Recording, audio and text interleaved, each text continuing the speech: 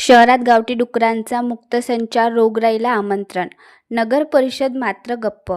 पवनी शहरात गावठी डुकरांच्या संख्येत दिवसेंदिवस वाढ होत असून नागरिकांच्या आरोग्यासह सुरक्षेचाही प्रश्न निर्माण झाला आहे.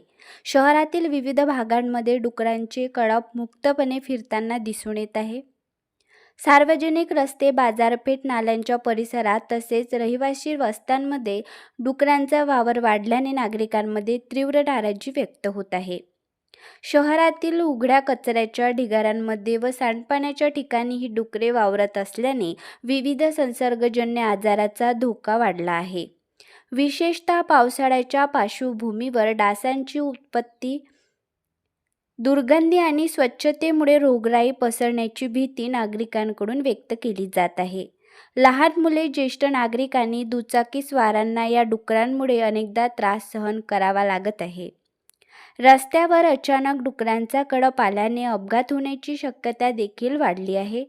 काही भागांमध्ये नागरिकांनी वारंवार तक्रारी करूनही याकडे दुर्लक्ष होत असल्याचा आरोप केला आहे. नागरिकांच्या मते शहरातील स्वच्छता व्यवस्था अधिक सक्षम करण्यासोबतच गावठी डुकरांच्या मुक्त संचारावर नियंत्रण ठेवण्यासाठी नगर परिषदेकडून विशेष मोहीम राबवण्याची गरज आहे. मात्र या गंभीर समस्येबाबत नगर परिषद शासनाकडून कोणतीही ठोस कारवाई होताना दिसत नसल्याने नागरिकांमध्ये संतापाचे वातावरण आहे. शहर स्वच्छ आणि रोगमुक्त ठेवण्याची जबाबदारी नगर परिषदेची आहे. गावठी डुकरांच्या वाढत्या संख्येवर तात्काळ नियंत्रण आणून नागरिकांना दिलासा द्यावा अशी मागणी शहरवासियांकडून होत आहे.